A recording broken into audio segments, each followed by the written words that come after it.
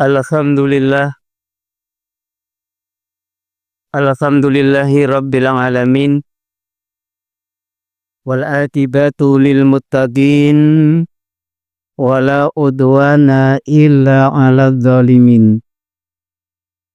Asyhadu an la ilaha illallah wahdahu la syarikalah, al malikul haqqul mubin, wa asyhadu anna muhammadan abduhu wa rasuluhu, khatamun nabiyyin wa imamul muttaqin wa khairadain ila tariqil qayyim. Allahumma salli wa sallim wa barik ala nabiyyina Muhammadin wa ala alihi wa ashabihi faman tabi'ahum bi ihsanin ila yaumiddin. Amma ba'du, qala Allah ta'ala fi kitabihil karim, a'udzu billahi minasy syaithanir rajim. Ya ayyuhalladzina amanu taqullaha haqqa tuqatih wa la tamutunna illa wa antum muslimun. Ya ayyuhalladzina amanu taqullaha wa qulu qawlan sadida yuslih lakum a'malakum wa yaghfir lakum dunubakum. Wa may yuti'illaha wa rasulahu faqad faza fawzan 'azima. Qala Rasulullah sallallahu alaihi wasallam, ittaqillaha faisuma kunta wa adbi'i sayyi'atal hasanata tamhuha wa khaliqin nas bi khuluqin hasanin. Sadaqallahul azim wa sadaqur rasulul karim. Para jamaah salat maghrib ingkang insyaallah dipunmuliakan dening Allah Ta'ala. Syukur alhamdulillah kita tasih dipun paringi kesempatan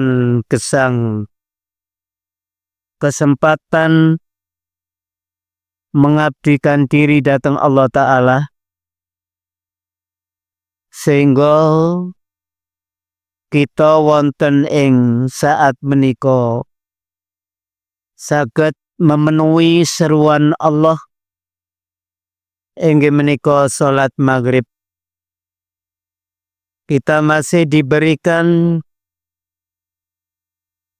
kesempatan, kemauan, kesemangatan kita untuk melaksanakan salat maghrib, dan kita kejar nilai ini pun kanthi berjamaah. Mugi-mugi kanthi berjamaah menika Allah tansah nganggep menyempurnakan amalan kita yang bernama salat. Salat berjamaah, insya Allah Allah akan menyempurnakan, karena di antara para jamaah yang dilihat, yang dijadikan ukuran bahwa salat berjamaah itu menjadi salat yang sempurna, karena Allah melihat di antara jamaah itu salatnya yang terbaik, salat yang sempurna. Para jamaah lan ugi kita selalu berdoa, segala amal kita, gerakan kita dalam salat kita, lebih-lebih dalam gerakan kita bersujud kepada Allah Subhanahu wa Ta'ala, benar-benar karena puncak pengabdian kita kepada Allah adalah sujud. Sehingga kita berusaha semaksimal mungkin untuk bisa melaksanakan sujud di atas tanah, sujud. Kalau mungkin kita tidak bisa duduk, tapi pun kadang-kadang bisa duduk di atas kursi. Kalau kita masih bisa berusaha untuk duduk di bawah agar bisa melaksanakan sujud, maka kita berusaha untuk sujud. Karena puncak di dalam pengabdian kita dalam sholat adalah sujud. Para jamaah rahimakumullah. Kemudian sujud itu ada 7 anggota yang harus menempel di dalam lantai. Kemudian sehingga menjadi 8, yaitu hati kita juga harus merasa sujud. Jangan kita hanya gerakan kita merupakan gerakan sujud, tetapi hati kita tidak ada perasaan untuk sujud. Itulah sehingga 8.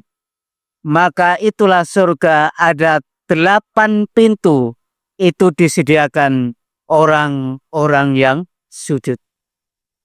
Mudah-mudahan semua sujud yang pernah kita lakukan itu diperhitungkan oleh Allah Subhanahu wa ta'ala.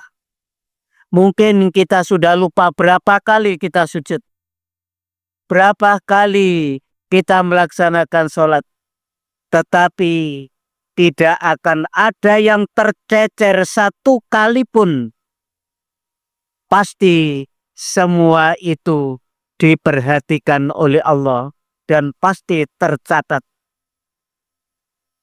Itulah kekuasaan Allah di dalam mewaspadai amalan kita. Oleh karena itu, kita kalau mungkin, karena sholat itu dinyatakan la kabiratun illa alal khosiin, sangat berat kecuali orang-orang yang khusyuk. Orang yang khusyuk berat. Para jamaah, kadang-kadang kita sholat setelah takbir mengingat kepada yang lain, bukan ingat kepada Allah. Tapi paling tidak kita kembalikan hati kita untuk mengingat kepada Allah. Imam pun juga seperti itu. Apakah semua imam mampu menjadi orang yang 100% mengingat kepada Allah? Walaupun imam kadang-kadang membaca yang harus diperhatikan bacaannya, itu pun kadang-kadang terpleset. Ada lupa, sehingga lupa yang dibaca, itu imam. Apalagi yang menjadi makmum tanpa ada beban untuk membaca dengan sesungguhnya, atau bisa mendengarkan, atau bisa mengikuti tanpa beban yang lebih berat daripada imam, pasti akan lebih banyak melenceng hatinya. Itulah sehingga kita diperintah untuk sholat berjamaah. Kalau benar-benar tidak bisa khusyuk 100% atau 1/4, 1/3 sampai 1/10 pun, tetapi itu pun masih dicatat oleh Allah sebagai orang yang sholat. Ma kutiba lahu illa sulusuha illa rubu'uha illa khumsuha kata balagha usruha. Ada kalanya dicatat 1/3, 1/4, 1/5. Bahkan hanya 1/10 yang dicatat di dalam sholat. Fa inna ma yuktabu lahu ma aqala. Yang dicatat adalah yang sesuai dengan apa yang difahami dalam bacaan sholat. Imam pun juga sulit untuk menjadi, walaupun membacanya berhati-hati, tetapi sering terpeleset sehingga ada lupa membaca surat. Jadi siapapun kalau ditanya apakah Anda sholat sampai wis 100% kusuk, pasti tidak akan berani menjawab sudah. Tidak akan berani. Wis aku sholat wis kusuk, tidak akan. Siapapun, baik yang menjadi imam atau makmum. Itulah sehingga sholat itu sekalipun kita lakukan tidak ada kekusukan, tetapi benar-benar yang kita lakukan itu adalah antaqumu lillah. Kita kerjakan hanya karena Allah. Maka itulah yang pesankan oleh Allah. Pesan satu kali antaqumu lillah. Dirikan segala sesuatu itu karena Allah. Para jamaah rahimakumullah, itulah aspek mutimah. Dalam kesempatan ini, mari kita perhatikan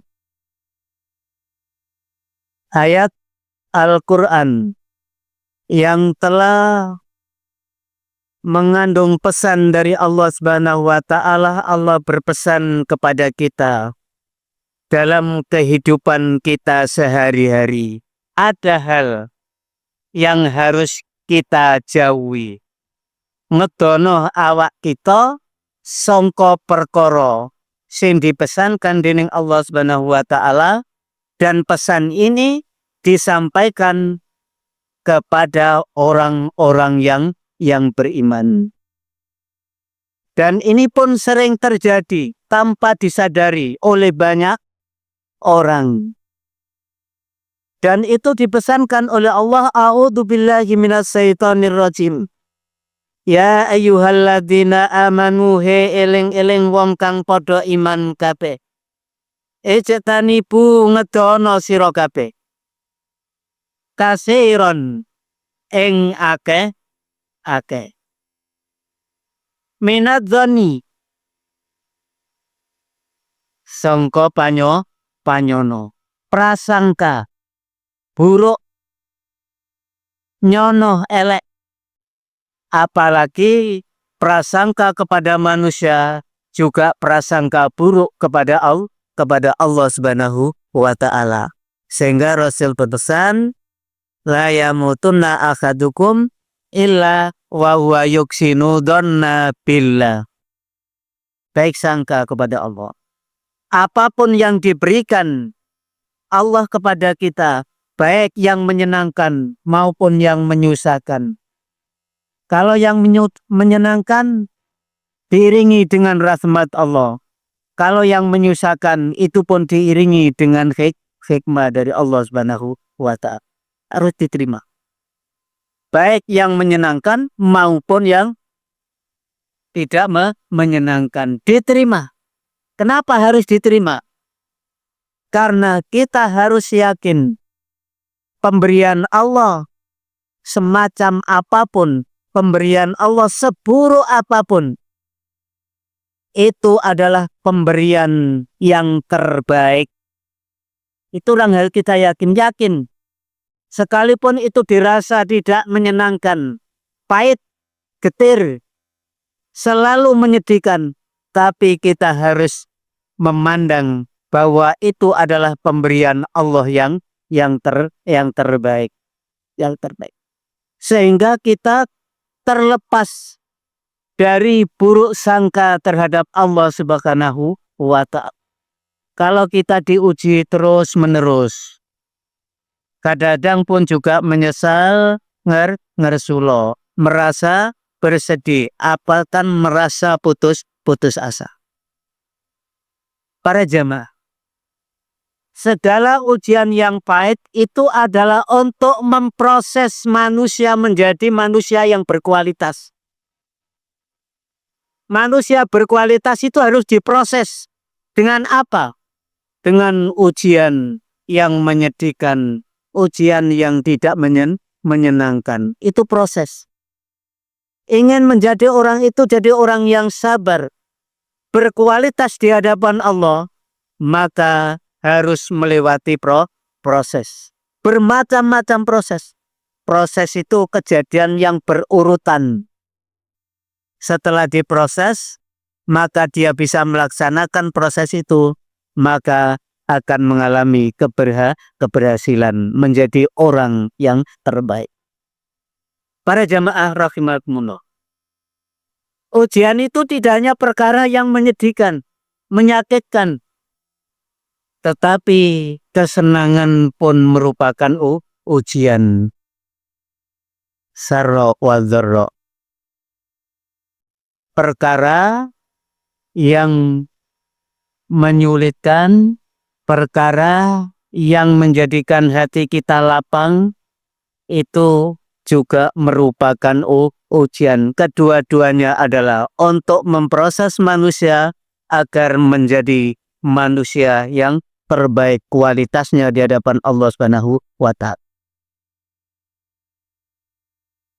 Kita diperintah untuk menjauhi. Kenapa diperintah untuk menjauhi? Prasangka. Inna ba'da dhonni ismun. Satemene sebagian panyono iku dosa. Panyono. Artine nyono iku duwe panemu wong iku elek. Tetapi tidak ada bukti, tidak ada kenyataannya. Nyono. Nyono wong-wong ahli khair. Wong sing apik. Wong muslim tapi dinyono. Karena diawali dengan rasa kebencian, ketidaksukaan. Nyono sing gak ana buktine ngarani wong sing elek tanpa bukti. Ya. Itu termasuk perbuatan dosa. Yang kedua, Allah berpesan, wala tajassasu, lan ojo niti-niti olone wong liya sira kabeh. Niti-niti utawa iso diartini memata-matai. Ojo memata-matai urusane wong liya. Kepengin ero menjadi sepeon agar mengetahui celah utawa aib orang lain. Itu dipesan oleh Allah jauhi. Karena perbuatan itu adalah merupakan perbuatan yang buruk. Buruk berarti membawa dampak dosa di hadapan Allah Subhanahu wa Ta'ala. Yang kedua, wala yaghtab, lan ojo ngrasani ba'dakum sapa sebagian sira kabeh ba'don ing sebagian. Ngrasani. Coba. Ngrasani niku bakasan. Bakas wong liya. Apa maneh sing dibakas aib, kekurangannya yang dibakas. Ngrasani. Dosa ngrasani itu luar biasa. Misalnya sumber berita. Kemudian disampaikan satu desa, satu kecamatan, bahkan satu negara pun semua dengar. Tetapi itu merupakan alangkah besar dosa yang tanggung. Semakin banyak orang yang tahu dan dari sumbernya, maka yang dari sumber itulah yang lebih banyak. Itulah sehingga Rasul man satara musliman satarallahu fid dunya wal akhirah. Sehingga Rasul berpesan, tutupilah aib orang lain, keburukan orang lain. Keburukan orang lain. Siapa yang suka menutupi aib orang lain, Allah akan menutup aibnya di dunia dan di akhirat. Coba, ada dua balasan. Di dunia ditutup aibnya, tidak dibuka oleh Allah, dan di akhirat pun ditutup aibnya, artinya kesalahannya diampuni oleh Allah Subhanahu wa Ta'ala. Rasan. Saiki gampang, gak ono rewange ya iso ngrasani. Dewek ano kamar ya iso ngrasani. Mencaci maki orang juga sendirian bisa di rumah. Mencaci maki. Para jamaah rahimakumullah. Itulah semakin mudahnya untuk melakukan perbuatan yang dipesankan oleh Allah untuk dijauhi, tetapi malah selalu dikerjakan karena mudahnya untuk melakukannya. Wala tatabbakum ba'dun. Ya.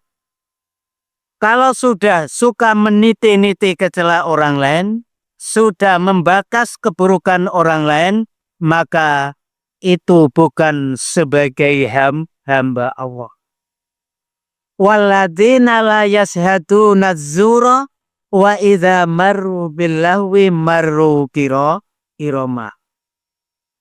Nek sing diarani hamba Allah ya ku wong sing gak tau dadi saksi palsu. Saksi palsu itu dosanya luar biasa, termasuk dosa besar. Jadi hamba Allah itu yang disebut sebagai hamba Allah tidak pernah menjadi saksi palsu. Wa idza maru billaghwi. Nalikane kiyambake kepangge tiang kecaturan. Nalikane kiyambake meraguli omong-omong kosong, omong sing gak ana gawene, maru irama. Kiyambake mboten ngopeni, gak usah melok. Ana wong bakasan elek, maru kirama, tetap dia menjalankan berjalan dalam keadaan terhormat dan mulia. Itu hamba Allah. Agar kita tidak keluar dari kehambaan kita kepada Allah Subhanahu wa taala, kita jaga. Kalau sudah kita keluar dari kehambaan Allah, maka kita tidak diaku sebagai hamba. Kalau sudah tidak diaku sebagai hamba, maka kita akan menjadi orang yang celaka. Sedangkan kita di dunia adalah dengan tujuan diciptakannya adalah untuk menghambakan diri kepada Allah Subhanahu wa ta'ala. Para jamaah rahimakumullah. Sehingga perbuatan itu persasat. Kaya dene diumpamake dening Allah Ta'ala, ayo hibbu. Anata demen sira. Anata demen. Akhadukum sopol salah siji ira kabeh. Apa to di antara kalian iki seneng ayya pula lahma afi. Ayakulah yan pemangan ya akhadukum lahma afihi. Eng daging dulure ya akhadukum maitan kale mati. Artinya ngeten. Apa to awakmu seneng mangan daginge dulurmu sing wis mati? Coba. Mati apa nih sih maksudnya? Akhlake mati, rusake serakaro koran tambah dibakas be. Iku padha karo mangan daging dulure sing wis mati akhlake, mati morale, isa diomong. Nah. Terus ayat fakarih tumuhu mongko geting sira kabeh ing mangan daging, mesti geting. Sapa sing seneng mangan daging dulure mentah-mentah? Pasti gak seneng. Fakarih tumu mongko geting sira ing mangan kala, mesti gak seneng. Sapa sing kala mangan daging kancane dulure sing wis mati batange. Wong sing rasan-rasan iku padha karo mangan daginge dulure sing wis mati. Lho kok mentolo. Padahal tengah ayat niku fakarih tumu. Mesti awakmu bakal gak seneng. gak seneng fakarihtumu. Para jamaah rahiman. Sehingga Allah bersebut wattaqullaha. Pak wediya Allah ing Allah maksudnya wedi niku dengan larangan Allah ijtanibu kasiram minat bani. Jauhilah prasangka. Jauhilah niti-niti celai wong. Jauhkanlah dirimu dari rasan. Mergo perbuatan iku kaya dene mangan daging dulure sing wis mati apa kolu. Mesti gak kolu. Dinyatakan fakarihtumu. Gak bakal gelem. Itulah perumpamaan. Maksudnya mati itu mati akhlake. Wis akhlake wis mati, morale becat. Isa dibakas we. Dibakas. Nah, wong sing hambawane ana wong bakasan ngene ku maru kiroma. Tetep piyambake ora ngopeni wis gak melok gak iku hamba Allah. Kalau tidak seperti itu maka kita seperti orang yang keluar dari kehambaan. In kullu man fis samawati ati rahman abadan. Kabeh sing nok nggone bumi langit besok bakal sowan di hadapan Allah sebagai hamba. Sebagai hamba. Kalau tidak sebagai hamba, celaka. Pasti celaka. Tidak ada nilai dalam kehidupan di dunia. Para jamaah rahimakumullah. Kemudian innallaha wattaqullah innallaha tawwabur rahim. Ini bentuk perintah untuk bertobat kalau sering berbuat seperti itu. Jadi innallaha satamani Allah tawwabun iku zat kang maha nrimo tobat rahimun tur kang belas. Para jamaah rahimakumullah. Kita juga mengingat kepada pesan Rasulullah SAW, iyakum wadonna fa inna dhanna aghdabul hadis. Doi panyono. Mongko sak temene panyono itu perkara sing paling buruk. Hal yang paling buruk itu prasangka. Prasangka. Wala takhassasu. Aja ngrungokno urusane wong. Gak duwe bagian ngrungokno nek ana wong omong. Dirungokno. Aja ngrungokno rahasia wong liya. Itu juga pesan Rasulullah. Wala takhassasu. Wala tajassasu lan ojo memata-matai. Mari ngrungokno dadi orang pemata. Memata-matai urusane wong, kepengin ero urusane wong. Nek wis ero banjur diomong didadekno bakasan iku sing akeh. Mulane kita diperton iyakum wadonna fa inna dhanna aghdabul hadis. Saelek-elek ucapan, saelek-elek cerita utawa saelek-elek perkara yaiku panyono. Wala tana jasu lan ojo nipu pembeli. Ojo nipu pembeli. Artine nek dodol barang kekurangane utawa aibe barang ojo sampai ditutupi, ditunjukkan agar kita tidak termasuk orang-orang yang menipu pembeli. Tanah jasa. Wala takhasadu. Ojo saling dengki. Dengki ku gak seneng nek wong liya mendapatkan rahmat, mendapatkan kesenangan, tidak suka. Hasud. Piye isane donyane wong sing di donya iku cepet entek. iku arane hasud. Makanya innal hasadah yakulul hasanati kama takulun naral khatok. Sifat kasut iku mangan kebaikan. Sebanyak apapun kebaikan yang dimiliki oleh seseorang, selama dia memelihara sifat hasud, maka kebaikannya akan habis. Karena seperti kama takulun narol khatok, kaya dene geni mangan kayu bakar, akhirnya menjadi habis. Hasud. Wala tabaghadu, ojo saling membenci.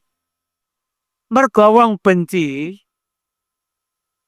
kadang yang dilihat itu adalah keburukannya. Berbuat baik sepanjang hidup, tapi satu kali terakhir dia berbuat buruk, seakan-akan tidak punya kebaikan. Kenapa? Karena ada rasa benci. Jangan saling membenci. Wala tabaghadu, wala tadabaru, lan ojo bermusuhan, saling membelakangi. Saling membelakangi, tidak mau madep karena ada merasa musuh. Jadi wala tadabaru. Maka Rasul berpesan, wa kunu ibadallahi ikhwana. Dadi sira kabeh kawulane Allah sing bersaudara. Bersaudara itu ada rasa solidaritas.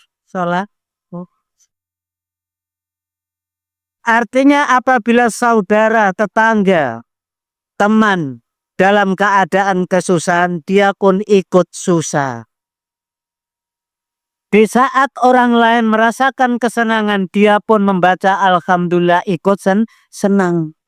Itu saudara. Kalau tidak dinamakan saudara, berarti di saat ada saudaranya senang tidak suka. Apabila saudaranya dalam keadaan kesusahan, dia malah senang.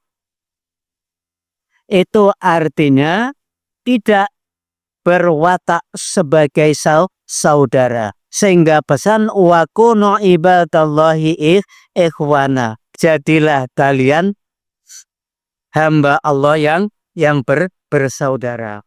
Para jamaah rahimakumullah, emang kehidupan manusia berbeda. Siapa di antara kalian yang paling mulia, sing paling aji, kita pun tidak pernah tahu. Di antara kalian pun tidak ada yang tahu. Hanya Allah yang tahu. Berapa amal yang sudah diperhitungkan oleh Allah? Allah yang tahu. Berapa perbuatan yang sudah kita kerjakan yang baik? Itu Allah yang tahu. Kita tidak pernah tahu. Ya. Sehingga kita selalu berusaha menjadi orang yang terbaik di hadapan Allah Subhanahu wa Ta'ala. Siapa orang yang terbaik? Apa karena bangsa? Apa karena suku? Apa karena nasab? Tidak. Allah menjelaskan di dalam Al-Quran surat Al-Hujurat, A'udzu billahi minasyaitonir rajim. Ya ayyuhalladzina aman.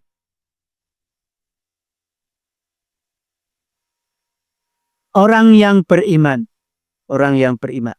kepada Allah dan orang yang selalu menjaga lisan. Orang yang menjaga lisan sehingga orang itu amalnya diterima oleh Allah. Tetapi orang yang paling aji betul di sisi Allah itu adalah manusia yang mana? Manusia bukan karena bangsa, bukan karena suku, bukan karena nasab. Tetapi manusia yang paling mulia adalah manusia yang paling takwa. Ya ayuhan nas, para menungso kabeh. Inna sakamene ingsun khalaqnakum dadekake ingsun ing sira kabeh min dzakarin ing wong lanang siji wal unsa lan wong wadon siji. Wa ja'alnakum lan dadekake ingsun ing sira kabeh su'uban, berbangsa-bangsa. wa qabailah lan bersuku-suku. Bersuku-suku wa qabailah. Li ta'arafu supaya saling kenalan. Kalau kita dijadikan bangsa Indonesia, jangan bangga dengan kebangsaan kita. Unggulan nasab keturunan. Keturunan. Yang mulia di hadapan Allah itu bukan bangsa apa, bukan keturunan siapa, tetapi Allah menentukan siapa yang paling mulia di antara manusia. Inna akramakum. Sak temene mulyane sira kabeh. Mulyane sira kabeh. Indallah mungguhi Gusti Allah. Mulya mungguhi Gusti Allah. Jadi yang kita ingin mencapai adalah kemuliaan di sisi. Jadi wong sing paling aji, menungso sing paling aji no alam donya iku menungso wong sing paling atqakum. Iku luwe mulya, luwe takwae sira kabeh. Jadi inna akramakum sak temene mulyane ira kabeh. Indallah mungguhi Allah atqakum. Iku luwe takwae sira kabeh. Innallaha sak temene Allah alimun hikumudananiya. Khabirun turwas waspada. Para jamaah rahimakumullah, bukan keturunan, bukan nasab. Jadi kita jangan unggulan nasab atau keturunan, atau bangsa, atau suku, atau golongan. Karena sesungguhnya yang paling mulia di sisi Allah adalah orang yang paling takwa kepada Allah Subhanahu wa Ta'ala. Itulah pesan Allah Subhanahu wa Ta'ala di dalam Al-Quran. Para jamaah, itulah sehingga takwa itu harus kita miliki setiap saat. Kalau hidup di dunia tanpa takwa akan menjadi orang yang tenggelam, akan menjadi orang yang celaka. Sebagaimana pesan nasihat Luqmanul Hakim datang putrane Luqmanul Hakim. Inna dunya bakhrun hamikun wa gharqa fiha nasun kasirun waja'al safinataka taqwallah wa qaswahal imanu biha wa sira'aha tawakkalu ala Allah. Jadi Luqmanul Hakim, sehingga Luqmanul Hakim itu punya pesan wasiat, pesan kepada anaknya 25 pesan. Di antara adalah he anakku, inna dunya bakrun. Satemene nok donya iku kaya dening lautan. Segara seganten sing jero ombake gede, badainya keras. Akeh menungso sing wis kerem nok nggone segara kum. Yang dimaksud dunia seperti lautan yang sangat dalam. Siapa yang tenggelam di dalam lautan itu akan dimangsa binatang buas, dimakan ikan, dimakan yang lain. Kalau tidak memiliki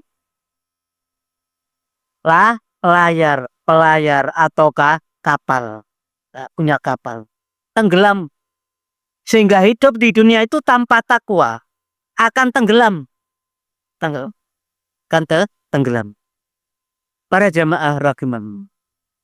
Kalau sudah punya kapal yang namanya takwa, kau muati kapalmu dengan iman agar kapalmu mantap.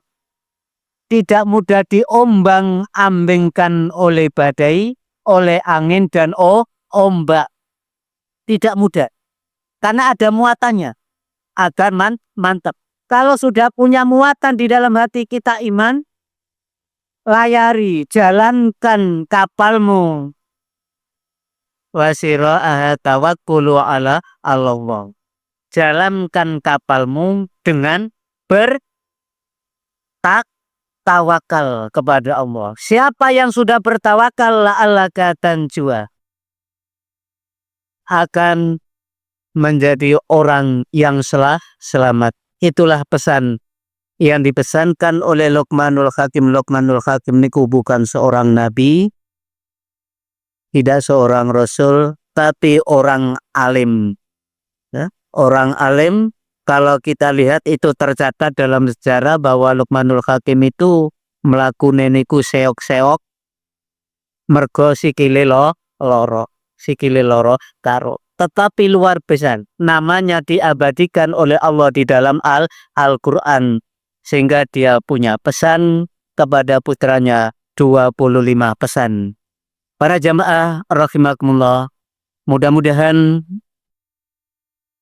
Allah memberikan manfaat datang apa ingkang kula sampaikan, dan khususnya datang kula kiambak lan datang jamaah sedaya. Kirang langking pun anggen kula matur, kula nyuwun kungi samudra pangersami ingkang kata. Subhanakallahumma wa bihamdik, asyhadu an la ilaha illa anta, astaghfiruka wa atubu ilaik. Wabillahi taufik wal hidayah. Wassalamualaikum warahmatullahi wabarakatuh.